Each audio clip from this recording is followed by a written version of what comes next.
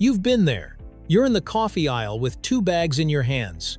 One is affordable and familiar. The other says single origin, and it costs 3 or 4 times more. It feels like the smarter choice, better quality, a better story. But single origin isn't one clear standard. On some bags it means one farm. On others it can mean a whole region, or even a whole country. Same words on the front, very different meanings underneath. So let's keep this simple. We'll follow coffee back to the tree, then forward to the roaster. By the end, you'll know what actually makes single origin cost more, and how to tell when it's worth it. Let's get into it right here, on Secrets of Simple Things.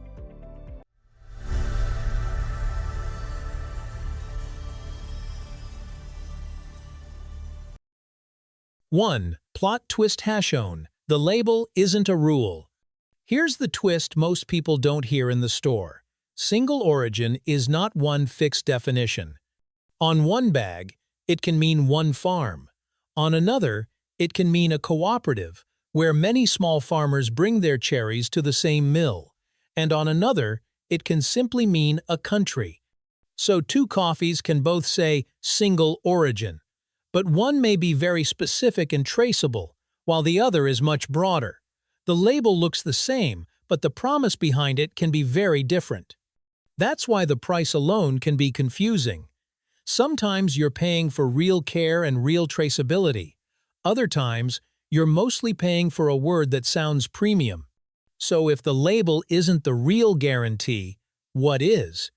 To answer that, we have to leave the shelf for a moment and go back to the beginning, because the cost of single origin starts long before roasting. It starts on the tree. 2. What makes it cost more starts on the tree. Here's what changes the price before the coffee ever reaches a roaster. A pound of coffee doesn't begin as beans. It begins as fruit. To produce about 1 pound of coffee beans, a farmer may need to harvest more than 1,500 coffee cherries. Each cherry usually holds just 2 seeds. So even in the best conditions, it's a lot of work for a small amount of finished coffee. Now, add where that work happens. On large farms with flat land, coffee can be harvested with machines. A machine can move fast, collect high volume, and keep costs down. That efficiency is one reason commodity coffee can be relatively affordable. But many coffees that become special are grown in places that aren't built for machines. In parts of Kenya and other high-quality regions, the land is steep and uneven, so cherries are picked by hand. And it's not one big harvest. Cherries on the same branch don't ripen at the same time. You can see green, yellow, and deep red cherries side by side. When farmers pick everything at once, ripe and unripe fruit get mixed together. That's cheaper, but it usually tastes rougher, more grassy, more bitter, less sweet. So the farmers aiming for top quality do something slower. They select. They pick only the ripe red cherries, then come back again and again. It's thousands of tiny decisions. High altitude adds another layer. In cooler mountain air, coffee often ripens more slowly. Slow ripening can build more complex flavor floral notes, fruit-like sweetness, and a brighter, cleaner acidity. But it also means less yield and more risk. Weather shifts can shrink the harvest, and a smaller harvest makes every pound more expensive. So, at this point, you can summarize it in one sentence.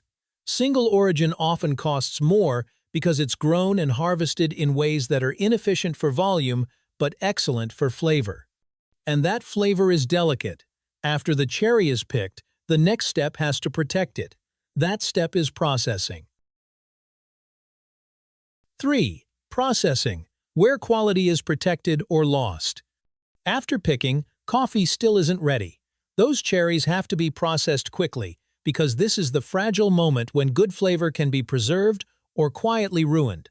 A simple way to think about it is this. The cherry has to be turned into a clean, stable seed that can travel. Many countries use different methods, but in places like Kenya, one common approach is the washed process. First, the outer fruit is removed. Then, the coffee rests in tanks so the sticky layer can break down. After that, the beans are washed clean and sorted to remove defects. Finally, they're dried carefully until they're stable and safe to store and export. None of that is free. Washed processing requires equipment, trained labor, water, and close attention. Drying takes time and constant handling. If the coffee dries unevenly, it won't roast evenly.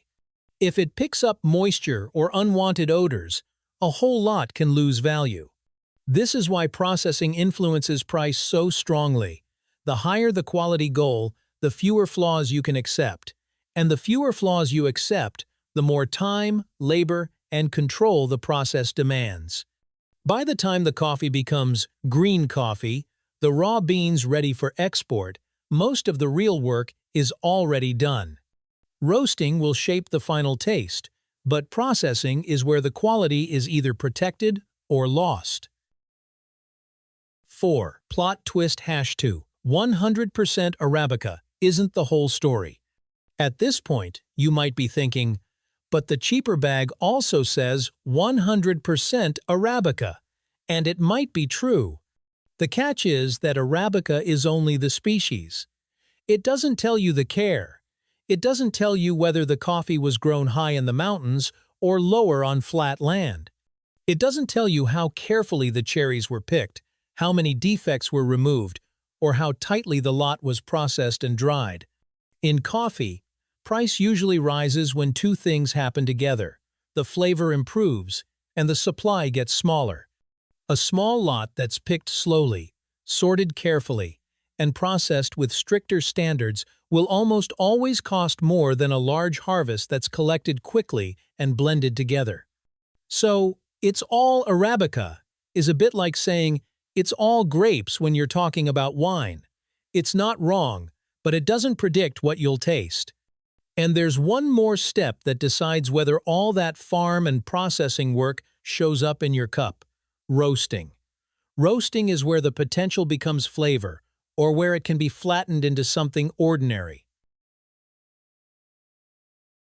5. Roasting, letting a place speak.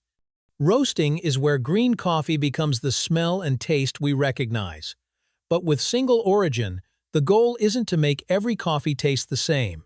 The goal is to keep what makes that origin different. A good roaster pays close attention to timing and temperature. Too fast, and the coffee can taste sharp and unfinished, as if the flavors never had time to open up. Too dark, and the roast can cover everything. Yes, it can hide defects, but it can also hide the best parts: floral notes, fruit sweetness, and that bright, clean acidity people pay for. That's why many single-origin coffees are roasted light to medium, not because it's a trend, but because it helps the coffee stay honest to its place. Commodity coffee often aims for a different kind of success: consistency. Darker roasting can make large batches taste more uniform and can mask uneven quality. That's why a cheaper coffee can smell strong and still taste simple. So when you're paying for a truly good single-origin coffee, you're not just paying for beans. You're paying for careful choices, grown carefully, processed carefully, and roasted carefully, so the coffee can taste like where it came from. 6. What you're paying for, in plain terms. So, when you see a single-origin coffee that costs much more, what are you really paying for? In plain terms, it usually comes down to 4 things. First, careful labor. Selecting ripe cherries, sorting defects, turning coffee during drying. Good coffee takes time and hands. Second, lower volume and higher risk. Many single-origin coffees come from steep, high-altitude areas where yields are smaller and weather can change everything. Less coffee, more uncertainty, higher cost per pound. Third, processing and transport. Clean processing, proper drying, storage, and shipping across countries all add real costs before the coffee ever reaches a roaster. And fourth, traceability. When a bag tells you the farm, the cooperative, or the region clearly, and the company can stand behind that story, it often means they paid to secure that coffee with more accountability. But it's important to stay realistic. A high price doesn't automatically mean the farmer was treated fairly, and single origin doesn't automatically mean the supply chain is transparent. Sometimes it's real. Sometimes it's just good packaging. That's why the last part of this video is a simple checklist. In about 10 seconds, you can tell whether a bag is giving you real information or just a premium-sounding label. 7. The 10-second checklist. Here's the quick test you can use in the store. Give the bag 10 seconds and look for 3 things. First, a specific origin. A country name is better than nothing, but the best bags go further: a region, a cooperative, or a farm. The more specific it is, the more meaningful single origin becomes. Second, the processing method. Look for simple terms like washed, honey, or natural. This tells you the producer and roaster are willing to share how the flavor was shaped, not just where it came from. Third, a roast date. Freshness matters. A best buy date is not the same as a roast date. If a company won't tell you when it was roasted, it's harder to believe they're selling it for peak flavor. If a bag is expensive and missing all 3, be cautious. You may be paying for a premium label. But if you see all 3 specific origin, processing method, and roast date, you're much more likely looking at a coffee that earned its price through real care and real transparency. 8. When a blend is the better buy. One last point, and it makes coffee shopping easier. You don't need single origin every time. A good blend is not lower quality. It's often built for consistency.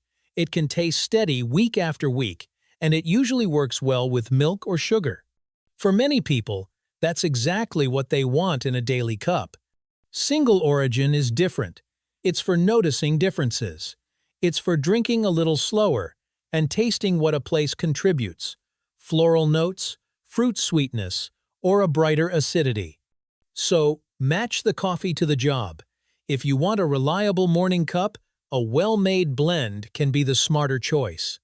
If you want to explore flavor and taste how one region differs from another, that's when single origin is worth paying for. So single origin can be worth the price when it comes with real care and real clarity, picked well, processed well, roasted with intention, and labeled with specifics you can trust. But the label itself isn't the point. What matters is how much the brand is willing to show you. And there's a quiet ethical side to this. Coffee doesn't get very cheap without someone paying the hidden cost. When prices are pushed too low, it's often the producer who feels it first. Paying more doesn't automatically make a purchase fair, but choosing coffee with clear traceability is one way to support better practices. Now I'm curious. Check the pinned comment and tell me, the last time you bought single origin, were you buying it for the flavor or for the label?